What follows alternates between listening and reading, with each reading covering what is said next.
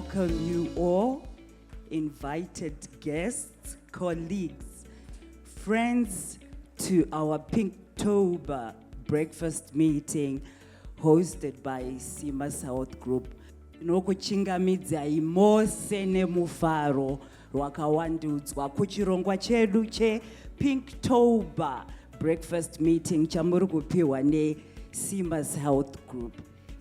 Lambi Chenai Muyanga, and I will be your MC for this event. Yes, it is Breast Cancer Commemoration Month. The pink color theme is evident. Numerous activities taking place, inclusive breast cancer breakfast meeting like we are having today, luncheons, high teas, even power walks, all in the aim of raising awareness to breast cancer. Some of us, if not most, have been affected by breast cancer one way or the other. It is either you have been diagnosed with the disease, or you know somebody who has or is being treated for the same. In the same breath, we have renowned, knowledgeable speakers here present who will educate, enlighten, advise us on matters pertaining breast cancer. So, associates, colleagues, let us stay engaged, be empowered, so that we can share requisite information gathered on this platform to family, friends, and members in our society to enable the breast cancer conversation to keep going. At this juncture, if you allow me to usher you through some important introductions, we have some members of the Cimas executive management here present. Leaders, when I call out your name, may you briefly stand, wave a small hi so that the rest of the audience can see you. In our midst, we have Tapua Mazani, Chief Finance Officer. Thank you, Tapua. We also have Margaret Makanje, Chief People and Culture.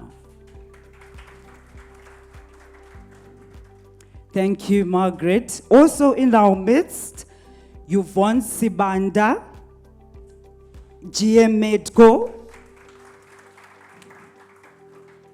Tatenda Madzikanda, Chief Marketing Officer, is also here with us today.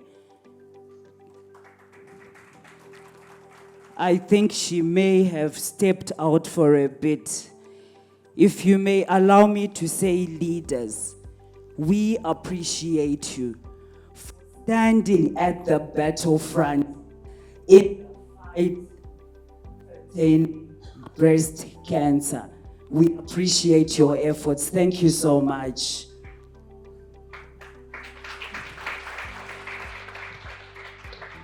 We also have in our midst, as I alluded to earlier, our renowned speakers, Dr. Webster Kadzatsa.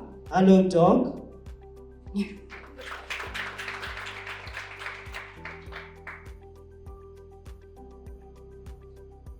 Just give me a moment. I do not want to get people's names incorrect. We also have Mrs. Junior Mavu, the General Manager of the Cancer Association of Zimbabwe. Welcome, Mrs. Mavu. Thank you so much. I will now ask Margaret Makanje to come up and give us her opening remarks. Please help me welcome Margaret to the podium.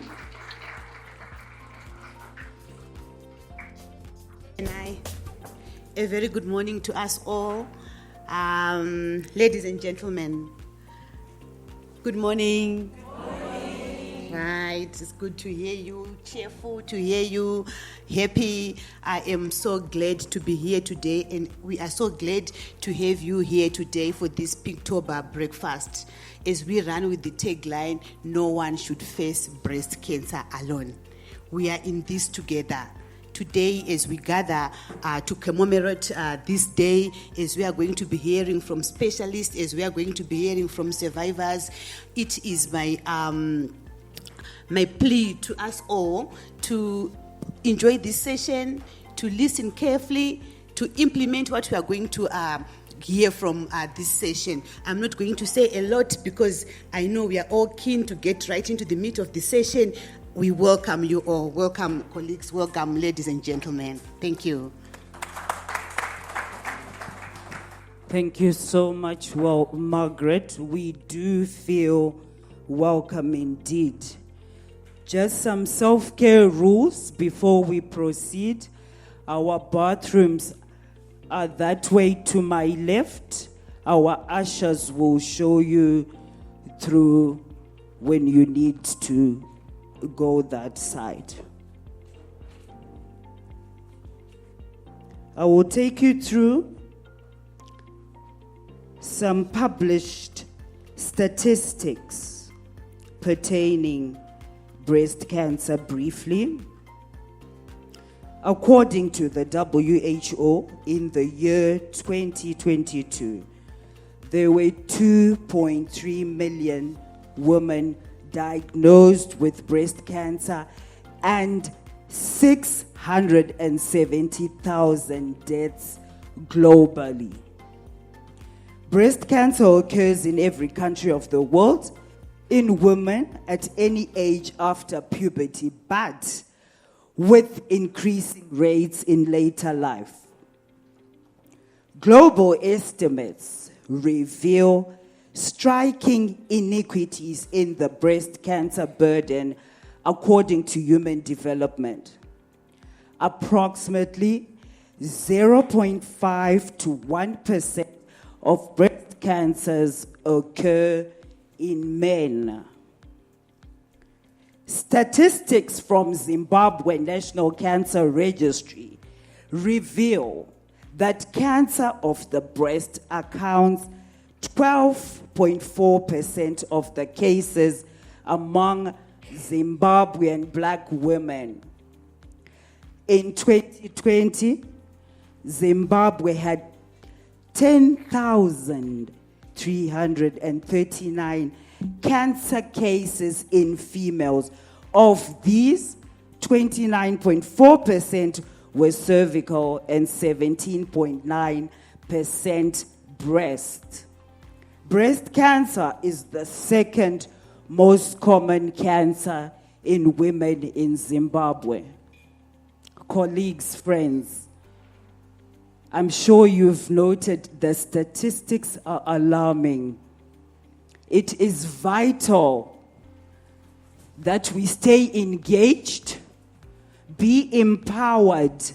There is a lot to elicit from today's program. Without further ado, I will now call upon Dr. Webster Kadzata.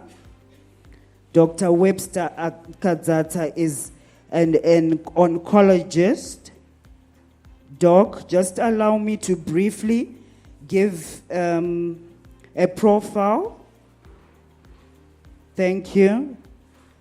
Dr. Webster Kadzata is an oncologist and senior partner at SH Oncology. He's also a lecturer at the University of Zimbabwe. He graduated from Warsaw Medical University, Poland in 2001. He specialized in clinical oncology, radiotherapy and oncology at College of Health Sciences at the University of Zimbabwe in 2008. His clinical research focuses on HIV-related malignancies, head and neck cancers, and prostate cancer. His other interests are in radiobiology and physics. So I'm sure you can tell we really have an expert here at hand. Without further ado, Dr. Kadzata, may you come to the podium and give us your presentation.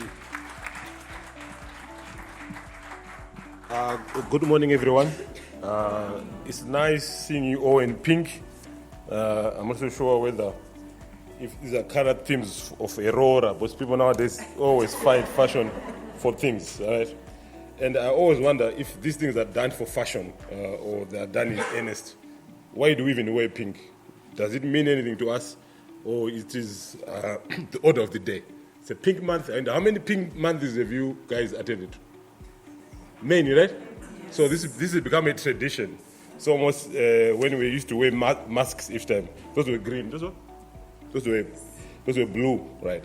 Right. So today we are going to be talking about. We're going to make fun out of cancer, right? Why should we be serious about it? Should we? So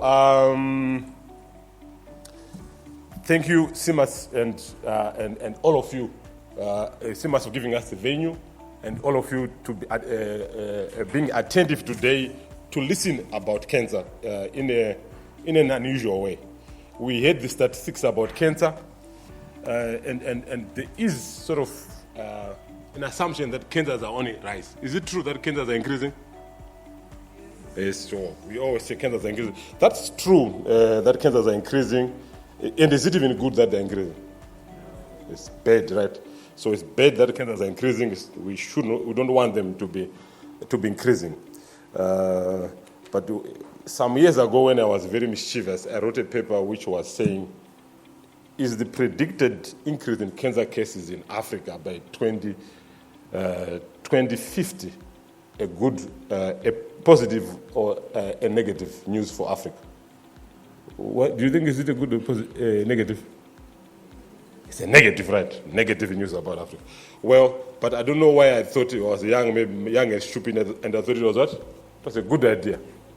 So I'll explain why that is the case, right? We were told here by the cancer registry data, we have the latest cancer registry data. In Zimbabwe, when somebody is diagnosed with cancer, after a biopsy, a piece of meat is taken from your breast, it is looked under a microscope, and that's only when you are said to have breast cancer. If that happens, you are recorded in some papers, and we have a cancer registry which collects data. In Zimbabwe, in 2019, the latest one, this is the latest off the press, the latest cancer registry was produced in September 2024. But it is for data for 2019, because we have to clean the data until it is published. It showed us that there were a total of 7,173 total cancers in Zimbabwe. 7,173, right? Well, it has fallen a bit from the 2018 where it was 7,814. Of those, 560 were breast cancer. I think 1% could have been male. Remember, men also have breast, right? So we are also gifted, just like you guys, only that our breasts are smaller, right? So men have breast, and 1% of men can have breast cancer. So amongst this, there were 560 breast cancer. So is that a big number? Huh? It's a big number, right? A big number. Let me go to... apparently now I did something trivial and tried to look at what are other people doing in other countries. So England, where most of our relatives are going nowadays. You know, I think if somebody asks you, do you have a relative in the UK? We will say we do, eh?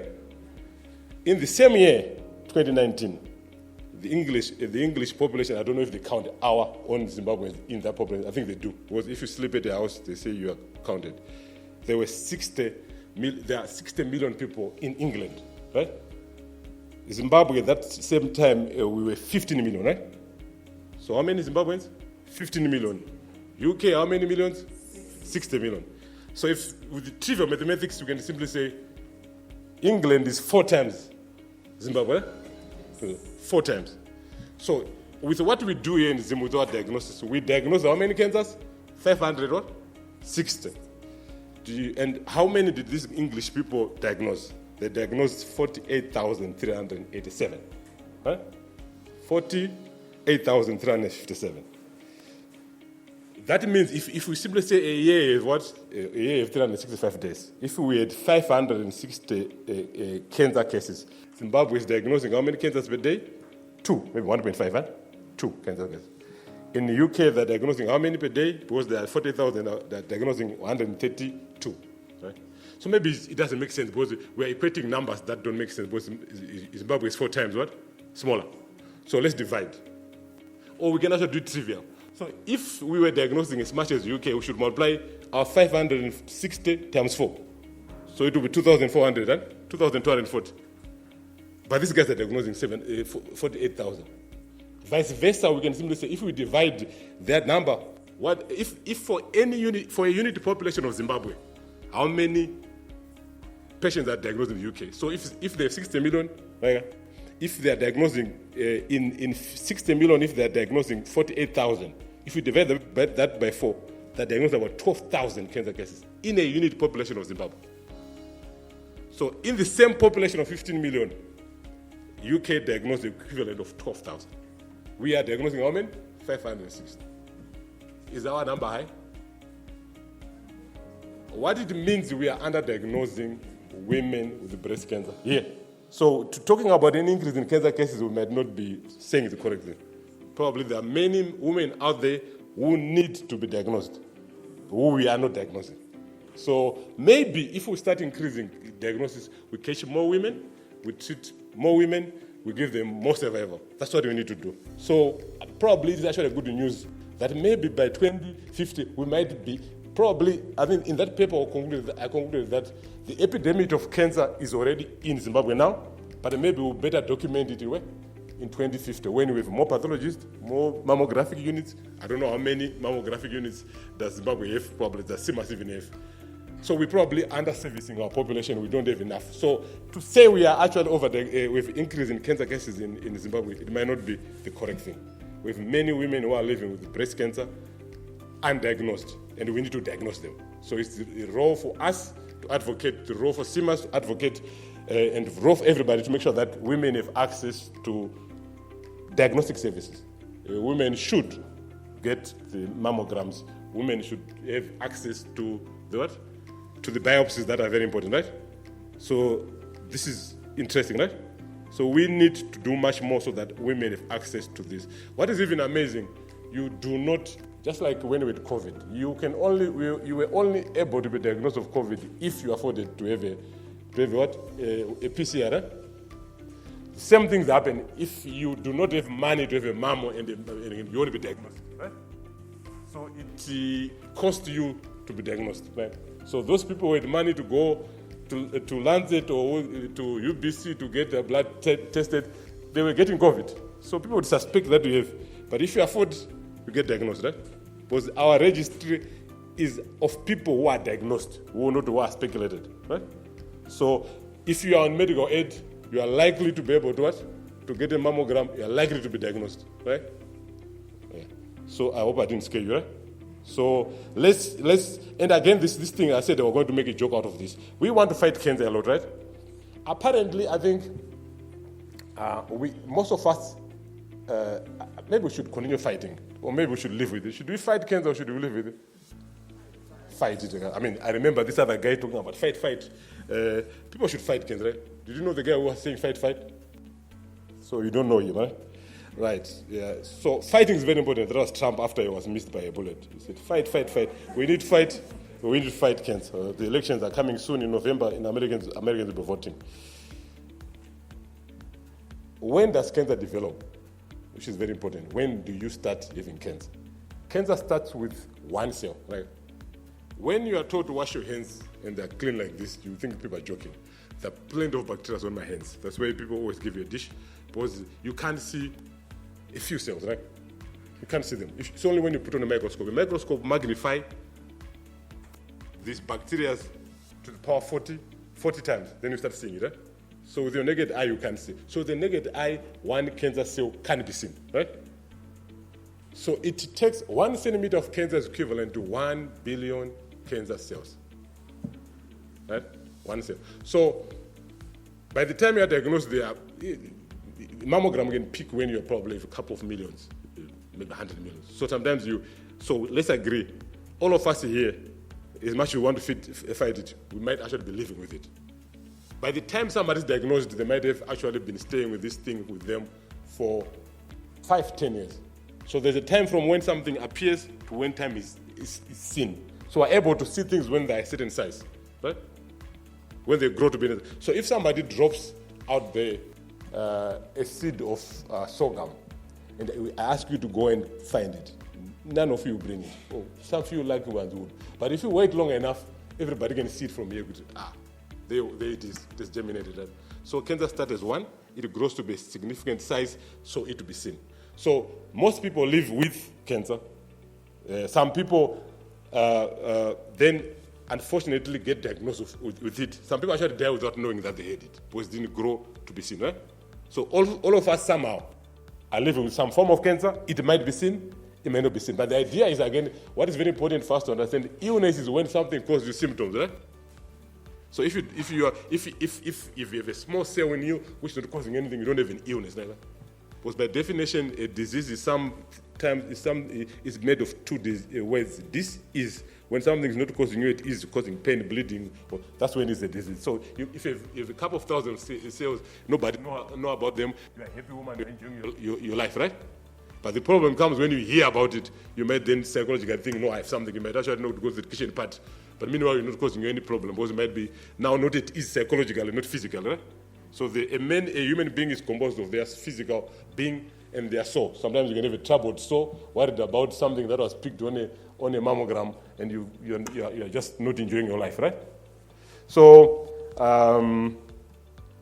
it's very important for us to catch the cancer early. So the other statistics that came out of this latest cancer registry show that of those total cancers that we saw, was cancer stage 1 to stage 4. Stage 4 is when cancer has gone to other organs. If cancer is from the breast and is found now in the lung, in the liver, it's on another organ. It's called stage 4. When cancer is small, limited, less than 2 centimeters in the same breast, it can be said stage 1. Stage 2, when it's maybe around 5 centimeters. Stage 3, when you have lymph nodes in your armpit, right? Stage 3, you have now lymph nodes. Stage 4, it has gone elsewhere. So for all the cancers diagnosed in Zimbabwe, only 18% of the cancers were stage 1 and 2. 82% were stage what? 3 and 4. Of which probably more than 60% were stage 4. So we are not getting people diagnosed early. Some people basically don't get diagnosed. We sometimes lose people with that diagnosis. Right? So we need to do more to sensitize people for early diagnosis. So early diagnosis is very, very important. So if you just wear pink every month, every year in October, and don't go for mammo, you're looking nice, but you're not doing yourself a favor. Pink is nice, but it's not about it being nice as a color. It is nice when you actually walk. I was even thinking that ego, is it to go away? Is it to ego to go for mammo? Maybe people should go to mammo, right? It is so Mr. Love. So if Cimas is seeing masses, I don't know if Cimas is about masses, we need the mass to go and get tested. That's when we can pick more. That's when maybe our numbers can approach the other. We can probably try to increase these numbers so that it's not. The idea is people are afraid of being diagnosed. But even if you are not diagnosed, you have something. These tests don't implant something in you. They just sensitize you that it is there. So if you do something about it, something can be done. Right? Right. Is there anybody from Togo or from who is going to Vic Force? How easy is it to cut a baobab tree? How easy is it to cut a baobab tree? It's not easy, right? That's very true. It's very difficult to cut a baobab tree. Can I take it to you that you can actually pull a baobab tree? Pull it. Baobab tree never starts so big. They start from that black small thing, the seed. It's so small. If it germinates, you can simply pull it and plug it with a finger. So baobab trees never start big. That's how cancer starts. It starts very small, can be unplugged, and everything's off. If cancer is diagnosed very early, you can remove it and everything is done. But sometimes if you leave things and things make roots, even if you cut it on top, it might leave, there will be roots that are going in somewhere, right? Remember? So it's very important to understand that nothing starts big, everything starts very small. So these baobab trees that you are seeing never started that big. They started as a very small plant which can be unplugged. Even if you ask kids who go to Blackstone, simply say, can you pull all these baobab trees that are growing here, they can simply plug them off one by one. Because they start as a few millimeters, right? So that's one thing that's very important. Now, it now also reflects on the outcome. If you are diagnosed with breast cancer of stage 1, stage 2, outcome is almost 100%. People live basically like the group that has not been diagnosed. True, all of us are going to die, right? And what the myth that is there is the myth that people die because of cancer. I always ask people, do you know of anybody who died without cancer? Do you know of anybody who's died without cancer? Huh? You don't know. Apparently, if only 7,000 people were diagnosed with cancer, so how are people dying in Zimbabwe? Many people die. There are many reasons why people die. Cancer is not the thing that kills people a lot. People die anyway, right? So for somebody to be scared of death because they've been diagnosed with cancer, it's almost like you are telling us that you know that the cancer is going to kill you. Most people with cancer buried their very healthy relatives. Doc, can I skip chemo because we're going to a funeral? Why? You know, that other aunt of mine who came with me, he was involved in an accident. He's dead. So, no, don't worry, we'll give you chemotherapy when you come back. So it is not the fact that a diagnosis of cancer equals to death. That's the reason why people don't want what? To be diagnosed. The only time when you die of breast cancer is when you allow it to grow to that stage 4, if it goes to your brain, if it goes to your liver. The breast can be removed and you can still be living, right? That means the breast, as much as it is critical to feed a baby, it may not be very critical for life, right? You can have mastectomy and still live your life, but you can't remove your brain, you can't remove your lung, you can't remove your liver. It's only when cancer goes to these other organs when it becomes a problem, right? So that's why we need to diagnose it early when it's still limited only to the breast, because the breast, if it's removed, there's no problem. And most people are scared. They will stay with the mass until it has gone to the what? To the lung, to the liver. That's when you start having problem. Even if it has gone there, if you are treated, it can actually reduce in size. Even if it doesn't grow, you're having 3 spots in the lung with breast cancer doesn't mean anything. You don't even cough. You're not having even shortness of breath. If it's only these masses are a lot and there's water in the lungs, that's when you start having symptoms. So there's no reason why people be afraid. Because even with stage 4 breast cancer, you can 40% of people stage 4 cancer will be alive in 4 years, just like anybody, anyone who's driving in the road, right? So today, as we are leaving this place, we should be thanking God that we are going to be able to arrive to our destination, because it's just God's grace that we arrive each time we start the car. Not because we are smart.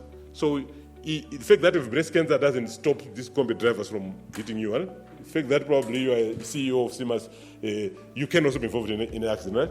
So life is what it is. So there's no reason for people to be scared of a diagnosis of breast cancer, because a lot can be done about it.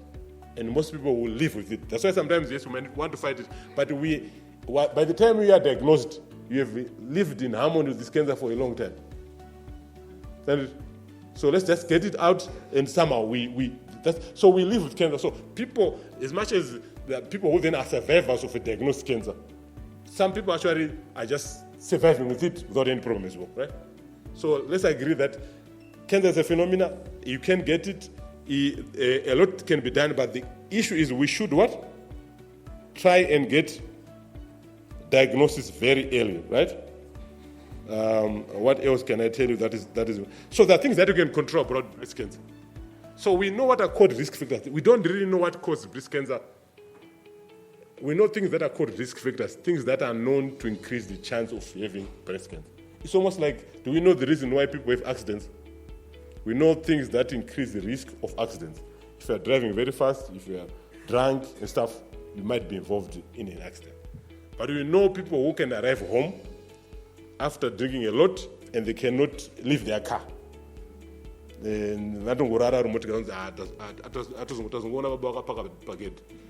was at accident. Then there are these people who are not going to church, accident. So risk factors are things that increase the risk of, not really cause cancer, right? So we also need to understand things that are risk factors. Drinking alcohol increases the risk of what? Of breast cancer. Having being overweight, you need to manage your weight, increase the risk of breast cancer. Not having children, I guess not having children is a risk factor. Having children tend to protect people from having breast cancer. Breastfeeding children would also reduce the risk of breast cancer. So those are things that we can increase the risk of breast cancer. Again, age. If you are old, you might be more at risk of having breast cancer than when you are young. Let's agree that anybody is a candidate for breast cancer. Breast cancer has many subtypes. Luminal A, luminal B, ER. So there are many types of what? Of breast cancer. But breast cancer is no type of woman. Right? You might be a school teacher in Cheche, you might be an affluent woman in town, you might be going to Wisiri, you might be going. So all women, even some men, are at risk of what? Breast cancer. So despite not having any type that of woman that it can attack, it has many subtypes. So as long as you're a woman at risk. Now, you women here have other women out there. There are a lot of opportunities for women to spread the message and to help each other. I would love to hear the day women will not only comment about somebody's shoes, somebody's hair, and probably also add on asking, when was your last mama? When was your last VIAC? We do a lot of functions. Women actually meet a lot, but they do not spread the good word. No, the good news is the Bible, right? This other word about their own health. So they can have nice hair, nice shoes, but they will never talk about what? So please, in all these functions that you do, try to take care of each other, because I think you meet more than we do. When we meet men, we watch. Some play golf, some watch soccer. But you guys, when you meet, please just talk about your own health, because your health is very, very important, right? Again, your husband is mothers, right? So as much as your husband can take care of you, please also talk to your in-laws. No one say, Mama, I do it. Maria weave, the money that you use to buy weave is enough to pay for a mammogram for your mother-in-law. Are we together? It's just very little money, right? But sometimes we don't. But your own mother, even she still have breasts. If she's below the age of 55, she might still need what? To be getting this screening. Please, please, please. Take care for yourself. Take care for your loved ones, who include your in-laws, your own mother, your sisters, right? But sometimes we are very egoistic. We are very good at looking nice. Can we be nice to others, right? Especially those ones who are around us. And if we do so, and may the women probably who work for Cimas encourage their CEOs to even to plant more mammogram units so that more people are diagnosed, right? And we also hope that Cimas, as it is probably for the masses, it will embark on a program to make sure that most people are covered and are given mammogram. Probably they should actually discount the people with mammos, because it's cheaper to treat stage 1 cancer than stage 4. Maybe if they would simply say, for those who go for mammo every 2 years, we are going to discount you on a premium. Instead of paying $55, you're paying $50. Probably that $5 not. So maybe as an incentive for good behavior, we should actually maybe sort of do those things. What else do I talk about? So today we're supposed to finish a bit early. I'm not going to bother you with a lot of things. But again, it's very important for women to do what is called self-breast examination. You need to know yourself. Pink, what does this pink mean? There's this thing that I wrote here. Where is it? Where is pink? Where is pink? Why do we use the color pink? Well, I think pink, we should use those words as they are. P-I-N-K. We should be very practical with what we know. Let's eat health. Let's be active. Understand most of you don't smoke. Please don't drink a lot. Understand these kitchen parties, people always save a bit of some wine, but don't do a lot. So P is for practicing what you know. So you have some knowledge about it, do something about it. The other I should be to investigate the information. Make sure that is correct. There's a lot of social media news that you know. Please investigate the information that you ever hear. Some of it is not very true, right? Yeah. Understand some of you drink fungus. That years ago when they used to sell this thing, everybody has it. People started using. I think at one time Pakambeta hit a zoo. Everybody was eating quail beds. So these same people who are selling you zoo, that same people who might sell you mve, that same people. So be very careful. These things come and go, right?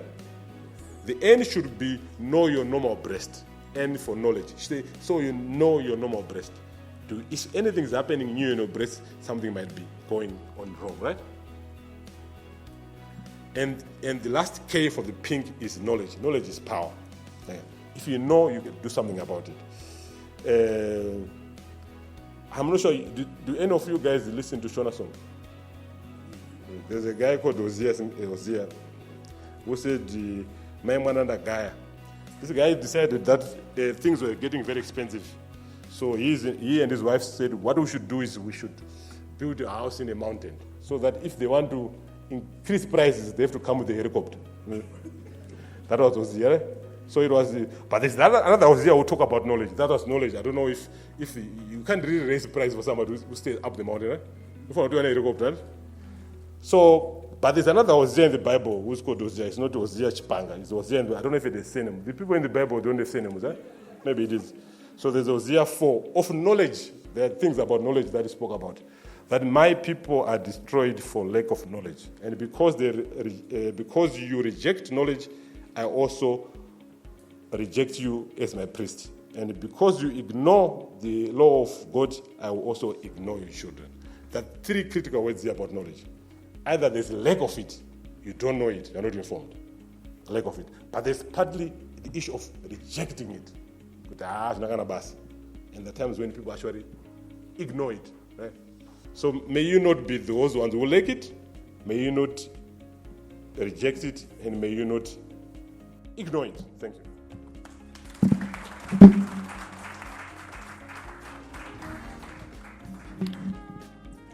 Thank you so much, Doc. Profound presentation there.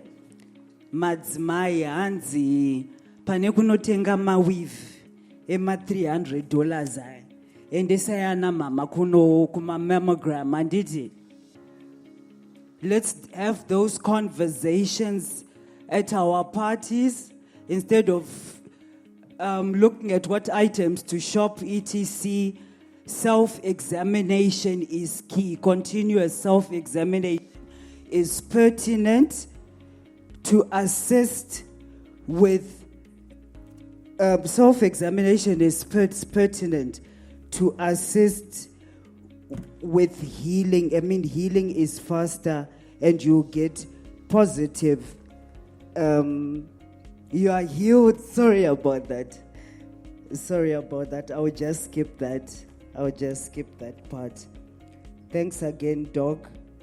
Our next, if I may, at this point in time, recognize our CEO who's just come through, Mr. Vulindlovu. Thank you, sir, for your presence. Tando Kembo. Hello, Tando, Chief Operations Officer.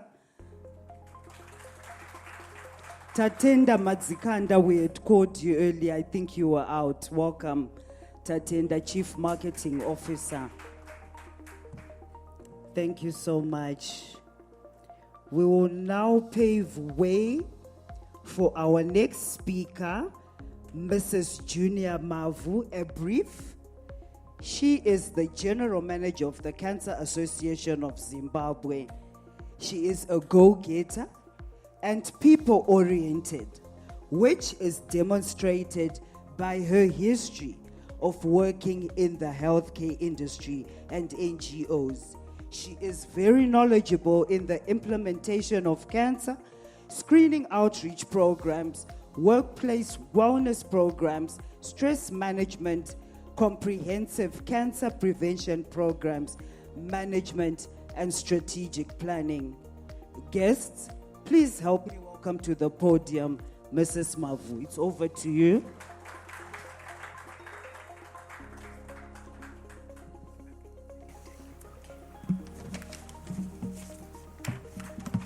Good morning. How are you? Anna Chiremba, pink in Mabas, pink with wax. I'm coming from the Cancer Association of Zimbabwe, and I'm going to be talking to you about what we do as the Cancer Association of Zimbabwe. When I grow up, I want to have a bio like Chiremba. I will explain to you. Okay, so who are we as the Cancer Association of Zimbabwe? We are a non-profit making organization. We were formed in 1961.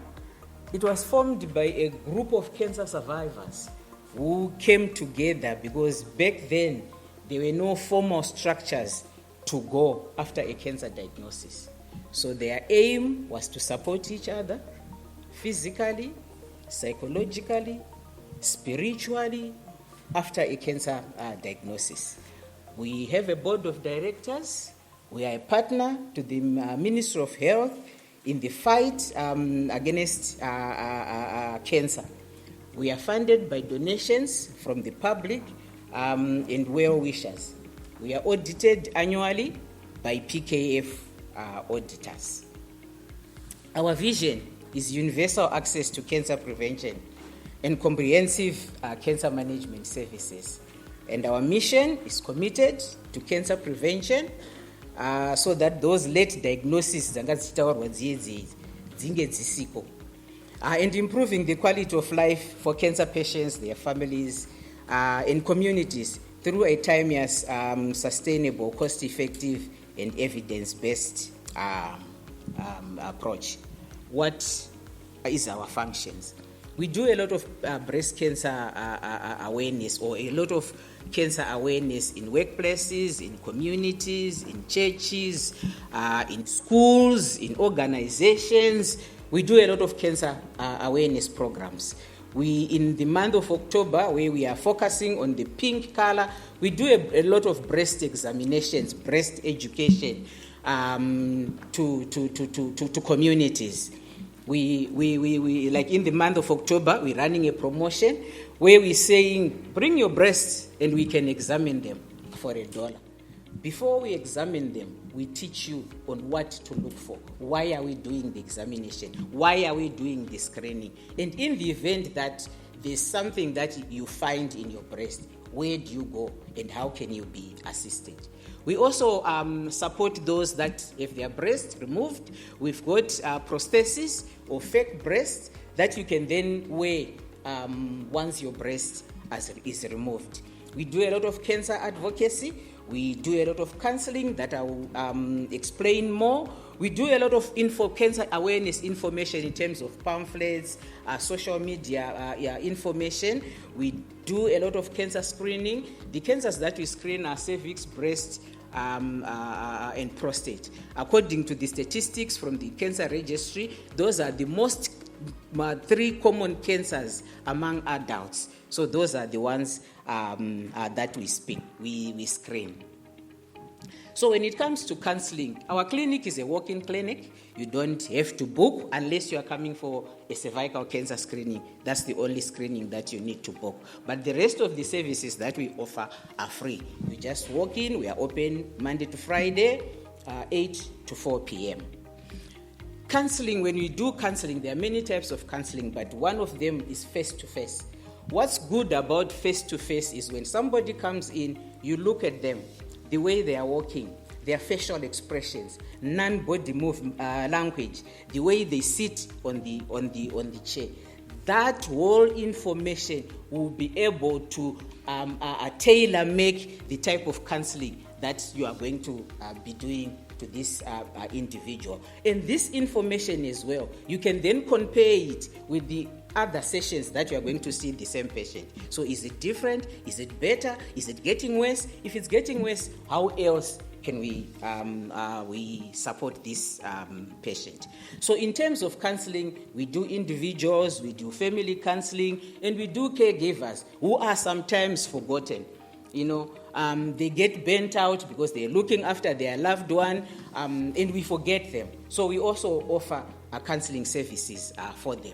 So if you can't come to us for a face-to-face counseling, there's what we call telecounseling. Telecounseling is a two-way traffic. You call, the patient calls us, and we call the patient. So there's always constant communication between us and the patients and the families. And there's also support groups. Support groups is very important. And I'm sure the cancer survivors who are here will attest to that. In this group, they share experiences. In this group, they share tips. In this group, they educate each other. In this group, they support each other emotionally, socially. In this group, there are myths and misconceptions that are cleared. And, of interest is the issues of using herbs. There is a whole lot of debate going into our support group meetings. When somebody is saying, I used herbs, they helped me, and somebody is saying, me, when I used herbs, it didn't help. So these conversations, they try and support each other, help each other positively during the course of their journey. In these support groups, they will say, okay, I'm going to Parirenyatwa for treatment. Is there anybody else at Parirenyatwa? Let's meet. Let's see who is there. Let's, chat. Let's encourage each other. So these support groups are very important. In the meantime, we've got a breast, an all cancer support group where we've got so many cancers in it, and we've got a cervical cancer support group. Why cervical cancer? Because their challenges and their issues are completely different from breast and other issues. There's also the issue of palliative care. This is a person-centered approach where patients are counseled in terms of if the disease is getting worse or the symptoms, you need to start the palliative care process at diagnosis, so that in the event that that same patient needs that support, you have known the patient, you have created a relationship. You're not just starting from there. And there's also survivorship. We also do give chemotherapy drugs. We support chemotherapy drugs to those patients in need.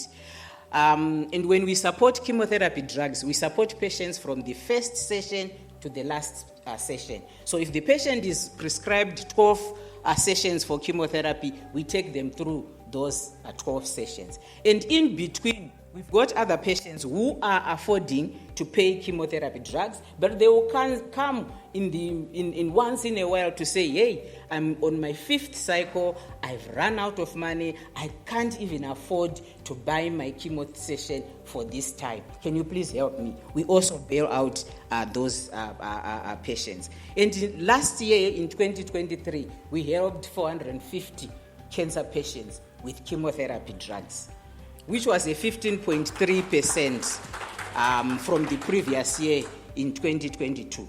The challenge with cancer treatment is it's very expensive. It doesn't matter whether you work, you have got money, you've got businesses, it's expensive.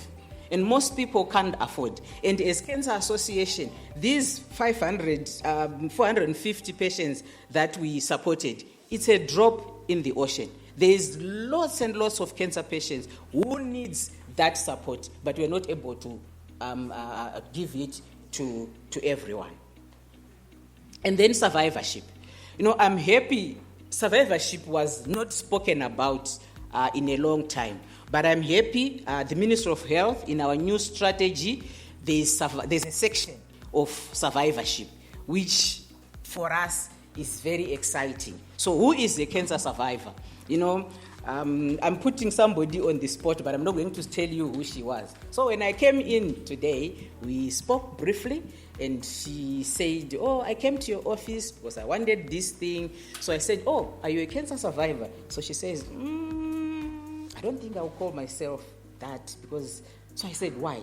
So I said, is the moment you are told you've got a cancer diagnosis, you are a survivor. And feel proud about it. When they say, where are survivors? Say, I am here, with a strong, because you have started surviving from that same time that you've been told you've got cancer. And a cancer diagnosis doesn't come easy. There's a lot of emotions. There's a lot of unknown things. How am I going to survive? My children, my husband, my work. Treatment is expensive. I even heard that the machines at Pari are not working. So what's going to happen to me? So there's a lot that happens. And we also do advise or speak to our doctors to say, pamuno, that cancer diagnosis, to say you've got cancer. Whatever you say after that statement, they don't hear you. They don't hear you. So in their mind is, I've got cancer. I've got cancer. I'm dying. So from here, where do I go? Am I going to lose my hair? Am I going, I know so and so who had cancer and they died. So so there is a lot that happening. So counseling plays a very big role in cancer. So I said, who is a survivor? So a survivor is an individual who has been diagnosed with cancer. He has completed treatment or currently on treatment and living with the physical, emotional, psychological effects of that diagnosis. That's a cancer survivor. Families, caregivers, friends become survivors by default because they are associated with this person that has been diagnosed with cancer. You are also a survivor because when they are down, you are down. When they are happy, you are happy. When they are looking for money, you are also looking for money. So you are also becoming a survivor. The experience and challenges that are faced by cancer patients are unique to that individual. So there's no one size fits all. Even if you are all breast cancers, the treatment and the care and the counseling is unique. If you're a breast cancer patient, you are struggling with shoulder problems. You are struggling with mobility of the affected arm. You've got risk of developing lymphedema. If you are cervical cancer, you have totally different challenges. You also have risk of developing lower limb lymphedema, but there are sexual issues that we don't even address. There are secondary infertility issues that are not even discussed after a cancer diagnosis. Some of the nowadays people are getting cervical cancer when they are younger. They haven't started a family, and if the counseling is not done properly before treatment, then we've got challenges. Because after treatment, they want to start a family. They are married, they want to have kids, and boom, they are told, no, you can't bear children because of the treatment side effects. But if these guys have been told, they've been counseled prior, they know. In developed countries, they can actually harvest eggs from the female patient, store them somewhere. When they need to have children, they can then discuss and use those things. So our role as Cancer Association is to create a conducive environment and discuss all these issues that survivors and families experience. And we also don't forget that the same cancer survivors that we are talking about today, they also suffered in the COVID era. And they are still battling with after effects of COVID. We're still carrying that baggage that we experienced in the COVID eras. Most of the rituals that we normally do when we are burying our loved ones was not done. So we've got a lot of unfinished business.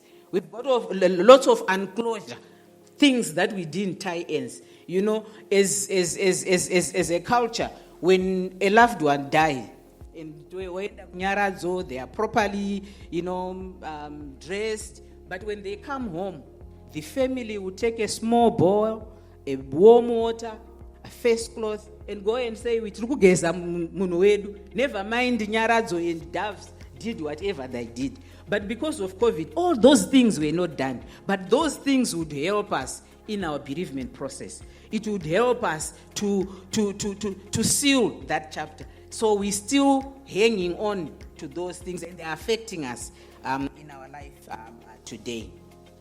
So ideally, counseling should start when somebody is given a cancer diagnosis. That's when we should start counseling people. And I've said already that survivors require long-term follow-up. So once you finish your treatment, that's not the end. You still go back to your doctor for surveillance. Is the cancer still not coming back, or do I have even new cancers cropping up? They also have to be rehabilitated into this new life, into this new norm that they have. Remember, if you're a breast cancer patient, your breast has been removed, and you still have to survive. You still have to get used to this new normal life that you are now having. Mental health issues, I've spoken about them.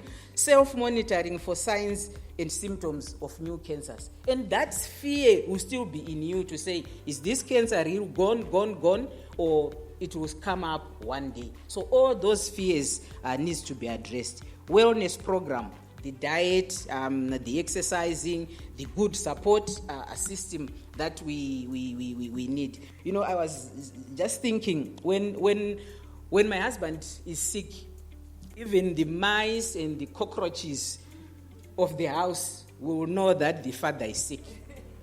You know, you can't go to the toilet, you can't do, where are you going? Don't leave me. But when you get sick, if you are asked to warara say, you will be very lucky. So survivors needs that support, even if the treatment is over. And remember, there is body image change that they also need to deal with. Stigma and discrimination from our communities that we function in. Thank you. So we are at 60 Livingstone Avenue in Harare, and please do come through for breast exam in this October. Thank you.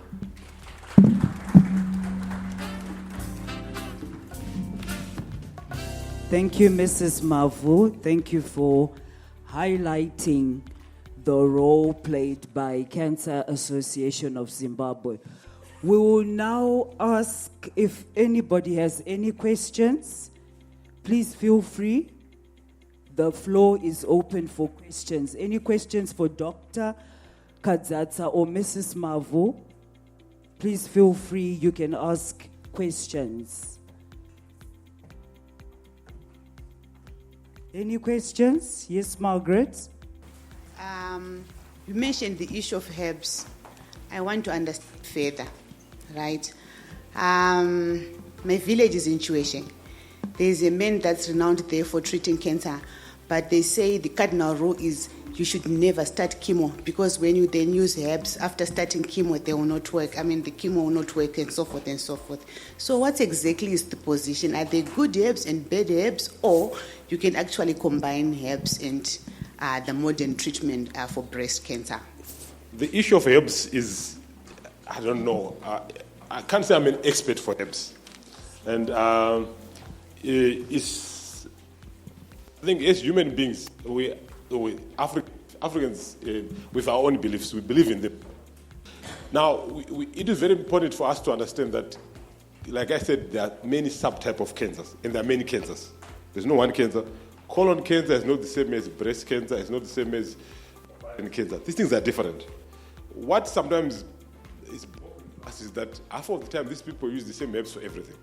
So if something is the pesticide, something is the fertilizer, is the seed, there's something weird about it. So what type are they treating? So there's always these things. I mean, psychology is very important. If people are told certain things, so they believe in herbs, you can't move them away from them. So there could be herbs that work, but we encourage that these herbs be identified, they be cleaned. Can you imagine what would happen in your rural area if, for some good reason, Sekuru of yours is, or that Sekuru, not of yours, is struck by lightning? That's the end of things. We want things to be everywhere. We want the farmers in Mutoko, the farmers in Gokwe to be having this thing so that everybody's helped. This thing of being secretive about things is what is very good for us. It only works only in Ichiwesh. Why can't it be applied in Mvuma? So it might be working, but I think we as a nation and as this improve and give access to these things to everybody so that it becomes common knowledge. But half of the time it's limited to one person who live home with a kabazakago, and they will go somewhere and bring a leaf and they tell you that it works. It should be, they should not be secretive. Maybe it works, but it's so secretive to us that we don't know. Our things are in any farmers. You go to Buddhist farmers, you go to Trinity farmers, you get it. It's not hidden. But I guess we like hiding things. Maybe one day these things will be revealed to us. So, but again, there are herbs that can interfere with. Remember, whatever we get, can you imagine if you put the leaves of a guava tree and boil them for 3 minutes in half a cup of water, and somebody that overnight, and the concentration will be different. Anything that you get, even our medication that we use to treat, can be poisonous if they are not in the right concentration. So the issue of dosing is also a big issue. If you are going to get a drug, people need to measure your height, your weight, and calculate accordingly. But how do you say this guava trees that have been boiled for 3 days are the same concentration? Some of these things end up harming your kidneys, your liver. Maybe they work, maybe they just need to be cleaned so that you are getting the right component. We don't have answers, but I think there's a lot in traditional medicine that has to be reviewed to us so that we also use it. Some of the drugs that we use come from plants as well, the cancer drugs. But they have to be a process of making sure that it's accessed by everybody and they are in quantity that is quantified. You don't have somebody who's weighing 40 kgs, the same thing that somebody's weighing 100 kgs. It's just not workable. So yes, probably herbs work, but we are not able to that. We would want these herbs to be further studied and trials. And understand the Ministry of Health is a whole department of traditional medicine. They're trying to make sure that these herbs are analyzed and are cleaned and are given in the right concentration to the right people, so that we don't treat the thing that you're supposed to treat colon cancer with the same thing that is treating brain cancer. So we think there's a lot that we need to learn. We're still a young nation. Probably we will get to it with more studies.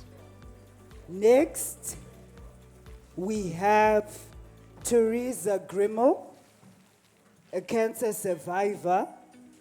Teresa Grimmel, usually called Terry, is a widow, a mother of 2 daughters and 4 grandchildren.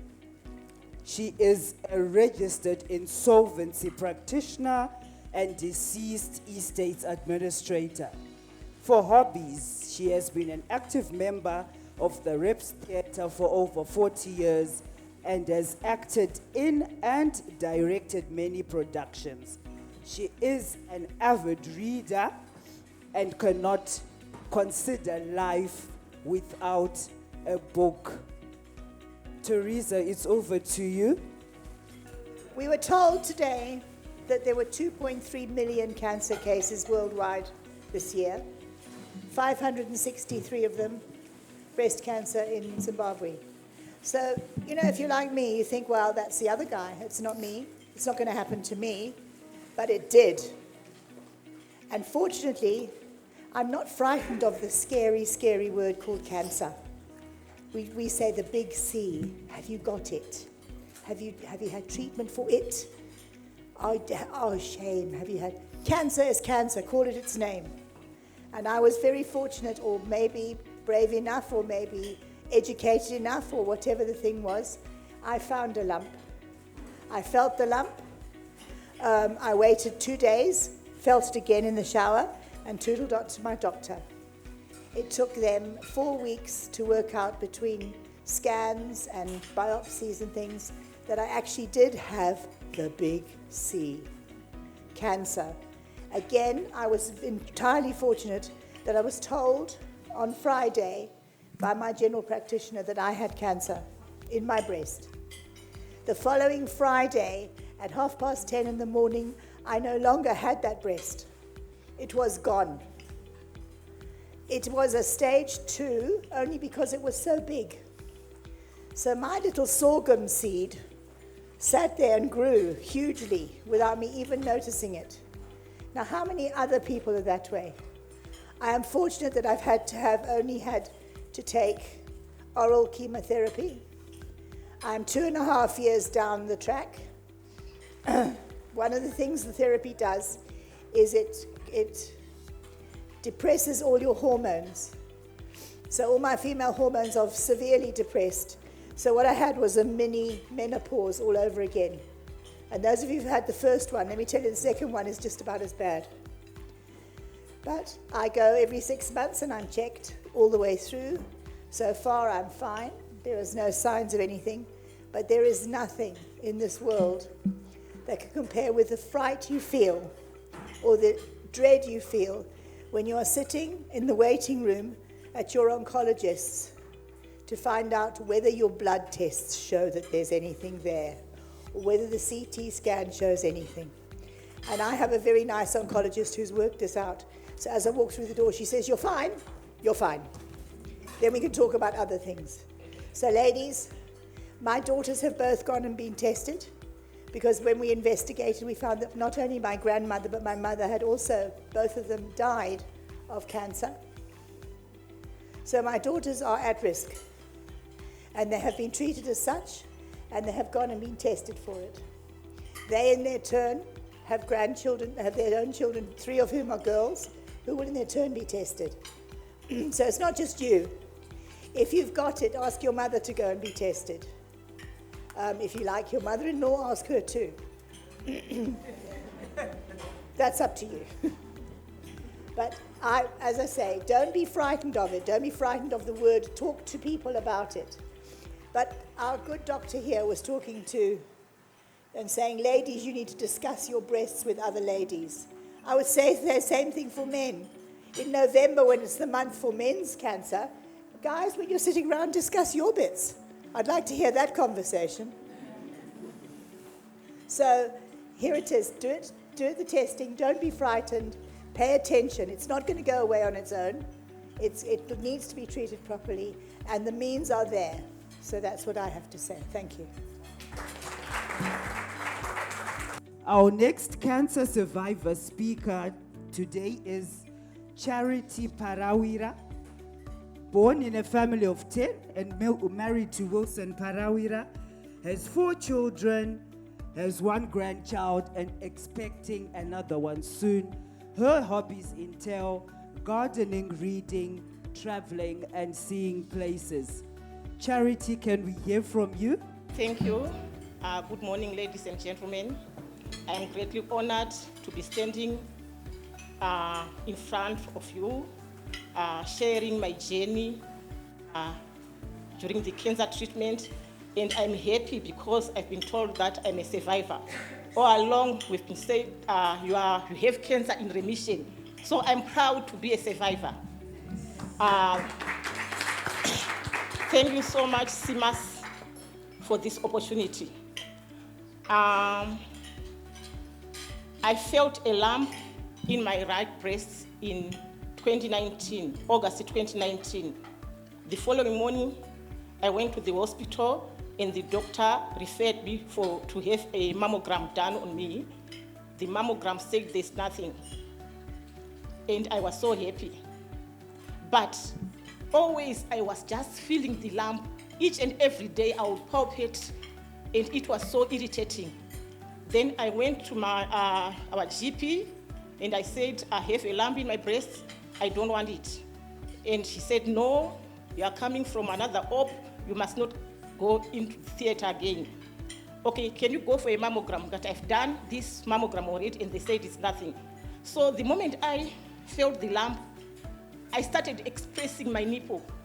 At first, it was just a drop of a liquid.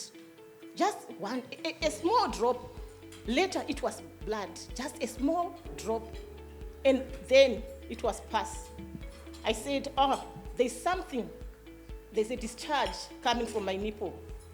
And the doctor gave me a bottle like this, a container, and filled the bottle with the discharge. Only a drop. And then the Lancet guy said, okay, this is more than enough because we just put it on a slide. I never thought that it would be breast cancer, and it was nothing. Andina kumbofunga ningaite breast cancer. After 2 weeks, the doctor called and said, come, your results are here. I went to the doctor and he said, it never rains, but it pours. Our results are not so good. The results shows that you have malignant cells. They are malignant cells from that discharge. I'm glad. In India, it says malignant cells. Cancer. You have breast cancer. You looked me for more than 5 minutes. What are you thinking? And I said nothing.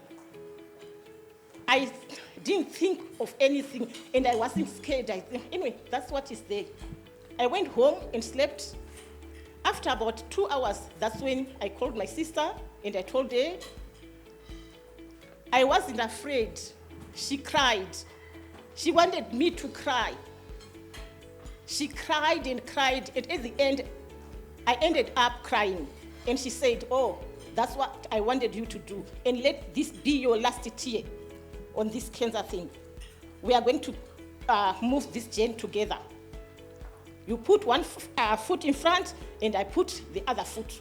So from there, I went, referred to the Well Woman Clinic, and I went with that mammogram, which was said to have nothing. But to my surprise, the doctor said, why did they say there's nothing? Come and look. There's something there.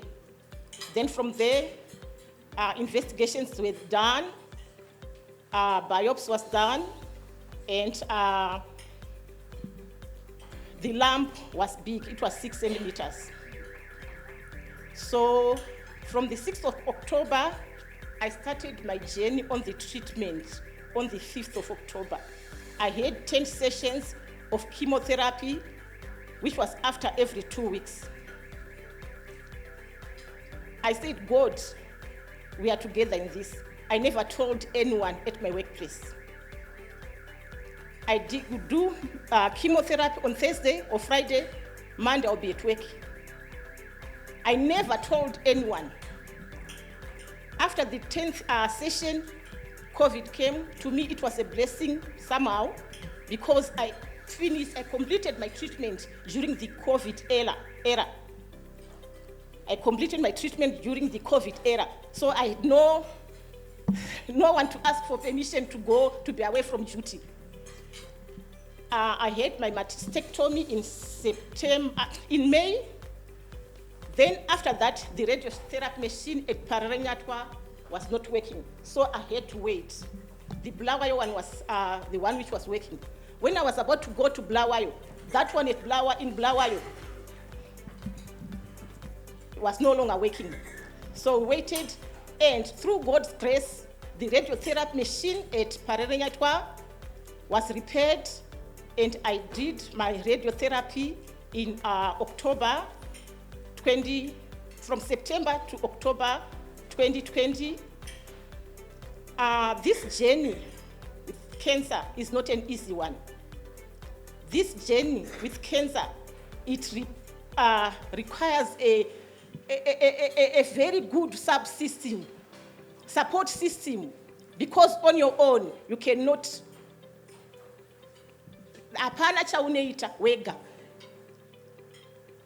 The whole family supported me. I was unfortunate because the cancer I had was said to be HER2, doctor. Maybe you are the one who can explain better. And there was need for a drug, which was very expensive, a Septin. During that time in 2019 September, there's one pharmacy in Harare which had that drug. and it was 46,000 RTGS, which was equivalent to about 2,500 US dollars, one vial, one injection. At first, I said, no, let me give up. Where am I going to get this money? But I want to thank my oncologist. She sat down with me and said, no, surrender everything to God. God will make a way.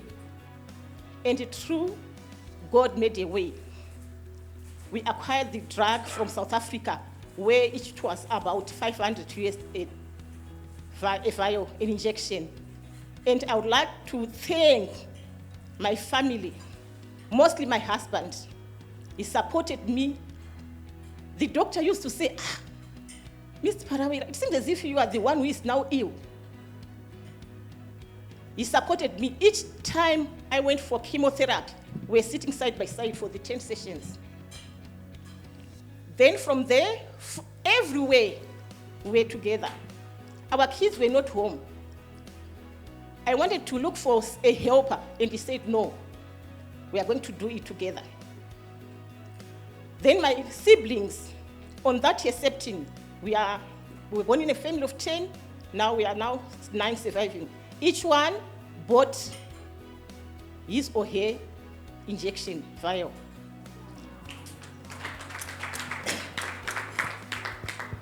All the nieces, wazukuru wese, wamai wangu, they bought their own vial.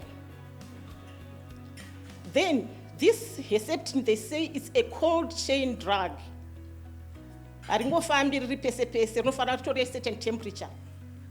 So my niece in South Africa brought the drug in a small fridge connected to in the car. At the border, they had some jelly ice packs. Then I had the first 8 injections. Then in August 2020, we're in the COVID era, and there was no movement. My niece talked last with a truck driver, and he gave that truck driver the small fridge with the 5 vials.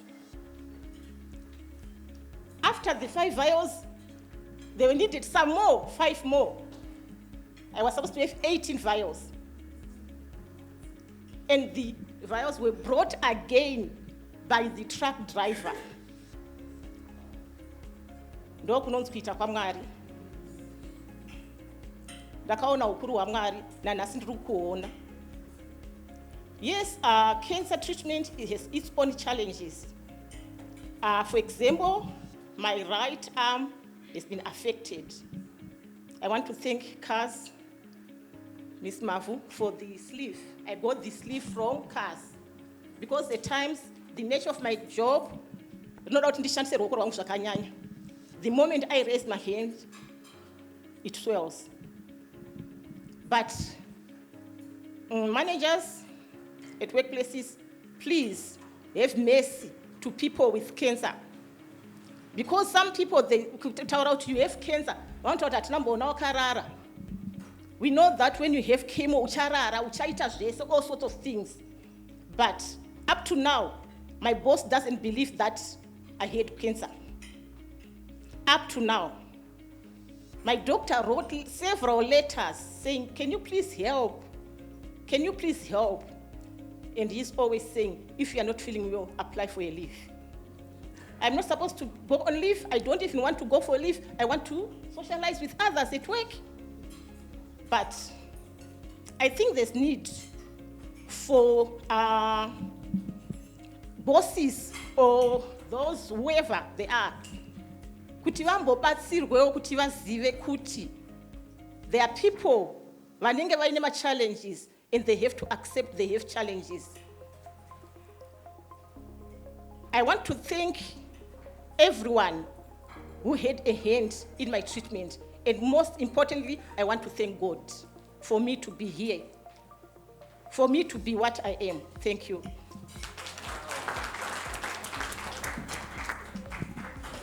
Moving forward with our program, we will now ask our CEO, Mr. Vulindlela Ndlovu, to come to the podium and give us his remarks. Over to you, sir.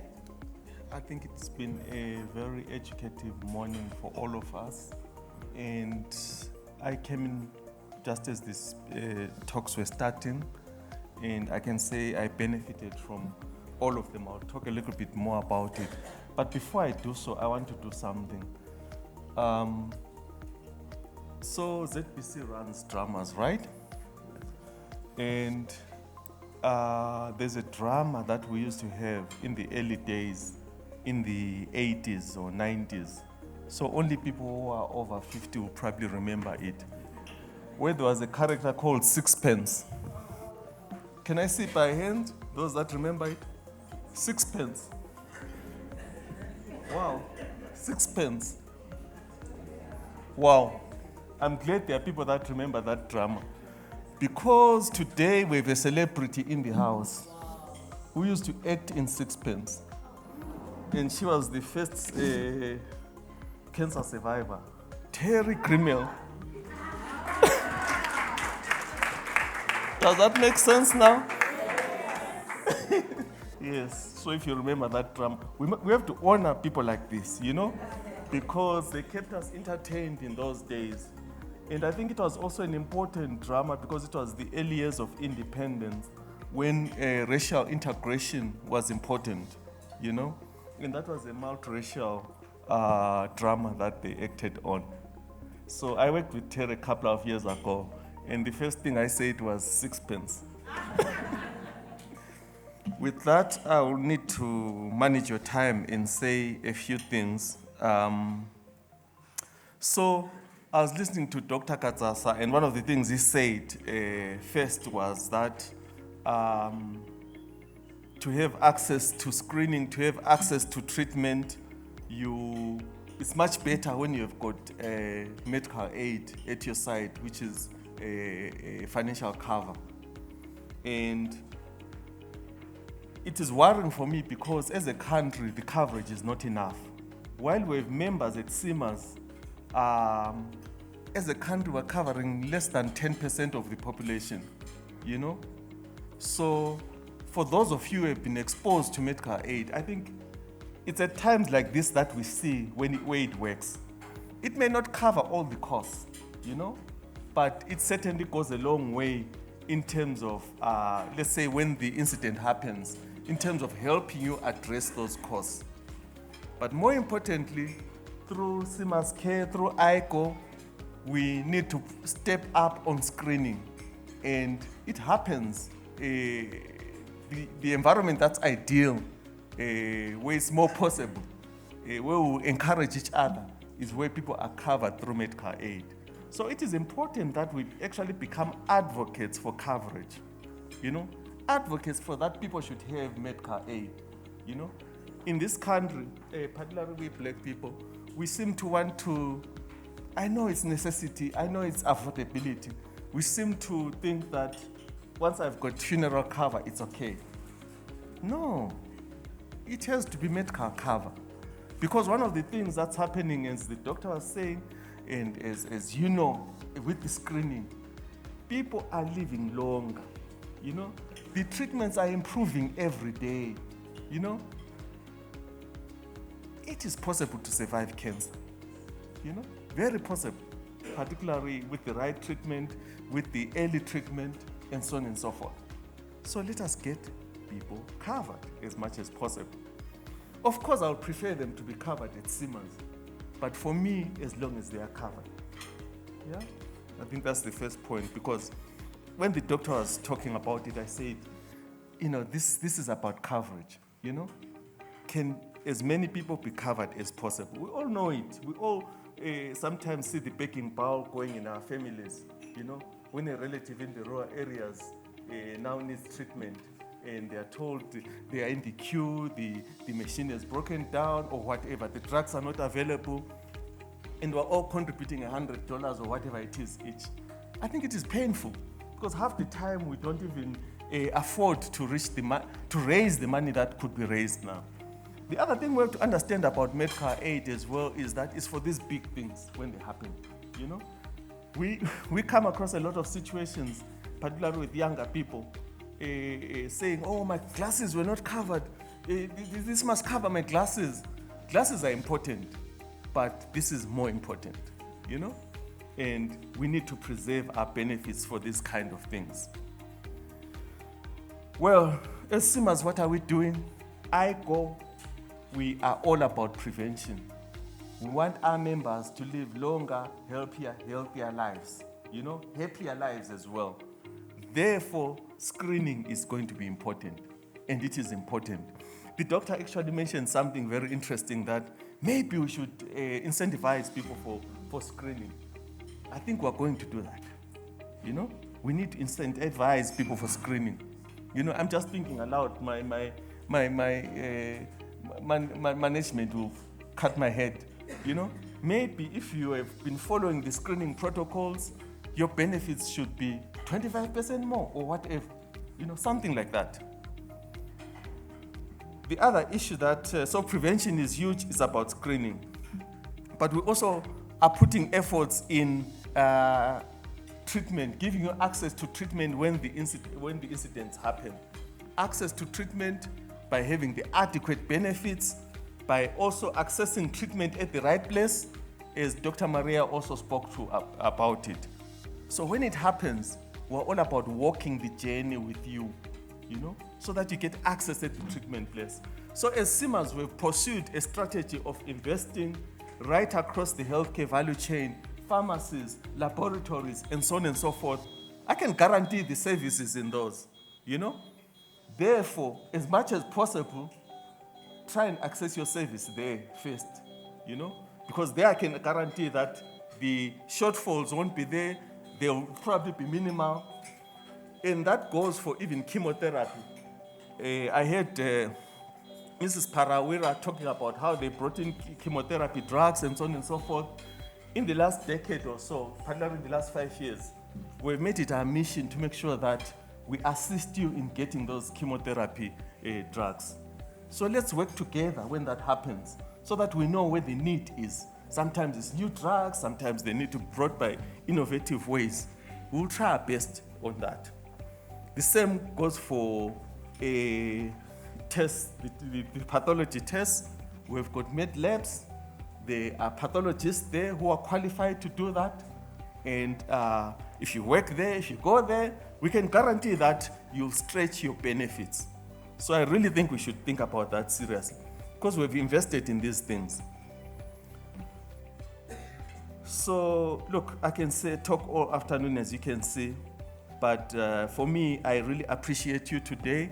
I appreciate the presenters as well, but your interest for me is quite moving. It encourages us that we should continue to put more time and resources into making treatment accessible, into prevention as well.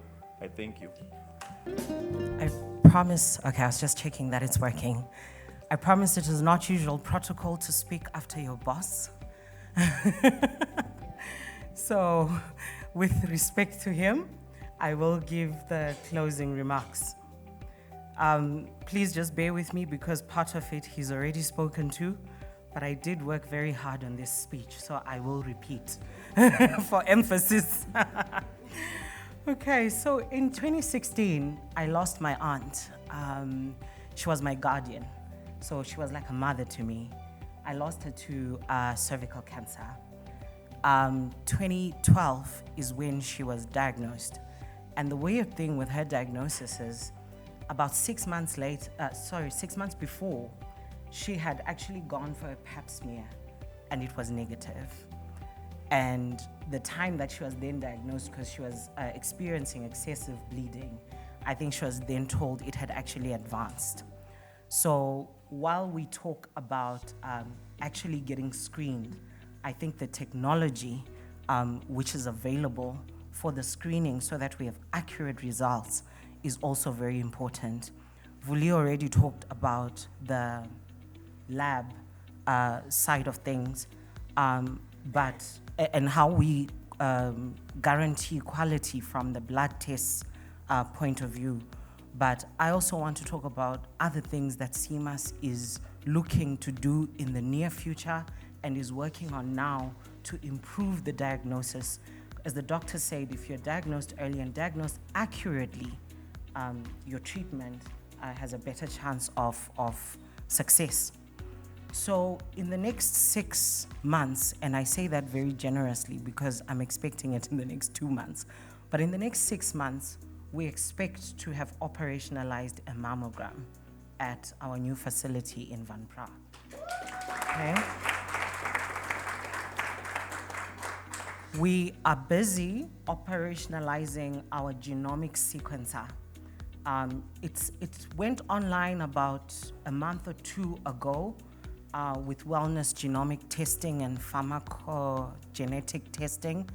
But the cancer side of the testing, we are just about 60% done. And what this genomic sequencer does, if you guys know Angelina Jolie, I think I'm probably talking more to my generation, right? She had this genetic test that told her the propensity for her to have breast cancer before it even developed.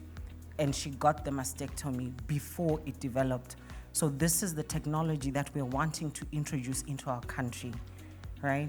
So you can have your genes tested for cancers, but like I said, we're bringing in a whole swab of other tests to do with wellness, so your metabolism, and other things like that that the doctors look at, your medicines, which medicines work for you, which ones don't, which combinations work, to your genetic profile. And on the cancer side, it is going to be screening your risk for all cancers, and the doctors can then help you on how to walk that journey even before it happens. Some decisions will include even getting a mastectomy even without the lump. But this is the freedom of choice that is going to be brought with this new technology. Okay, so in the next few weeks, we're not allowed to advertise it, but we will find ways to get the information out to you. Okay. We also, in the last few years, enhanced our cancer cover, and I think Vuli did talk to that. And I won't belabor the point of managed care because Doc Maria already talked to that, and our IGO program, which is available as support, not only for cancer, but for all our members as you walk through your wellness journeys. That also includes if you're not diagnosed with anything. If you are just wanting to take care of yourself and get advice from experts on how to do that, it is part of your benefit. So knowledge is indeed power. I know it is scary, and I know in our culture, we usually want to shy away from it. I always laugh in my family that whenever someone dies, even with my aunt, by the way, who we all knew she died of cancer, it is always, no, something was done to her. I don't know why we do not like just acknowledging facts sometimes as a people, but we hope that we are the people to bring in that change. Knowledge is indeed power. And I know we do have, we are at different stages of our walks with cancer. There are some of us who maybe are not even diagnosed. You went for your tests recently and it is negative. You know where you stand. There are still some of us among us who haven't been to a wellness check, maybe the last 2, 3, 4 years. And I just want to encourage you, do not keep burying your head in the sand. Just go get that wellness check and get your assessment done. As you have heard from all the speakers that came in today, knowing where you stand is the first part of being that survivor. There are others who maybe have found there is something. Maybe you're still waiting for that biopsy test. The doctor said it is still pullable. It is not yet a baobab tree, okay? There are yet still among us who are undergoing treatment. And to those of us, I say, go Sisi, go Budi. You are surviving. You are a survivor. And to those who have survived, and I survived to the end, survived remission or otherwise, whatever English words they use, amandla awethu. I was hoping someone would answer that. But indeed, we say amandla awethu, power to you, power to us. Your journey is an inspiration and a hope. If you are support, which I'm sure most of us are in one way or another, You did hear how significantly being family, being a good boss, being a good friend to someone who is undergoing treatment or has been diagnosed or is walking whatever part of the journey that they're walking right now, how powerful your presence is. And I thank you all, ladies and gentlemen, for being that to someone somewhere. And if you haven't been, please let us try and be deliberate about it. As we have been encouraged, ladies and gentlemen, we are here challenging ourselves to take better care of ourselves and know where we stand with regards to the big C or the cancer. I talk about this in generality, not just to do with the breast, but I want to re-emphasize that we remember our sisters, our brothers, our mothers-in-law, our fathers-in-law. Let us remember our friends, our neighbors. We need to spread the message to remind them to also take charge of their health. And that way, maybe in Doc's slightly twisted way, that once we know all the diagnosis, we'll actually be in a better position. I understand your conflict, Doc. We don't want it to be higher, but if our diagnosis is increasing and we know where everybody stands, then we know how to treat them better. So I would like to thank, finally getting to the crux of why I was asked to stand here. I would like to thank our speakers, Dr. Kadzata and Mrs. Mavu. Thank you very much for your time. We do not take your time for granted. Thank you very much for your expertise and for sharing your experience and perspectives with us. We do understand now that a diagnosis does not mean the end of the world. Our cancer survivors, Teresa, Charity, Cynthia, for your stories of survival and for your inspiration, for the hope that you give us. Seeing you here is truly something that we are grateful for, and we thank you for taking the time out. I appreciate, when you say that it's not something you want everyone to know. So I thank you for your bravery. And I know you speak for a whole lot of other people in this room in different stages of their journey. I thank you for that. And I thank you all who are among here, who are being presented by our 3 survival speakers. I'd like to thank our MC. I'm usually guilty of forgetting them. Thank you for organizing, for leading our program very well. I'd like to thank our organizers, our suppliers who put up a nice breakfast for us. I can see we've been thoroughly defeated. Yeah, but maybe it says something about our portion control, Doc. Hopefully that counts. Right. And lastly, but not least, I would like to thank you all attendees. Whether I've thanked you before in the previous categories or I haven't, I thank you all for the time that you've taken to come here and listen. Without an audience, this would have all been in vain. I thank you for your participation. I thank you for your questions. I thank you even for the interesting perspectives that you brought out. Traditional medicine is indeed something that I think we need to focus on as a country, as a people. We always joke at Cimas that, so we're working on getting flu vaccines for next year, but we always joke that these flu vaccines come from Europe. They're not even made for us here. For all we know, the flu strains are different, but we do know that it is better than not getting the jab. But why we laugh about it is, why do we not have our own research for our own flus in our area, for our people who are in this region? So I really think there needs to be a deliberate focus on our traditional medicines and what is available to us in country. I thank you all once again. May we be the proverbial good soil where the seed fell and sprouted and grew and yielded fruit. So may the things that we have been challenged with today not end in this room, not end in our minds or in our cars or in the next day, but may they yield fruit as we walk our journeys, as we encourage those around us to walk this cancer survivor's walk. Thank you very much, ladies and gentlemen.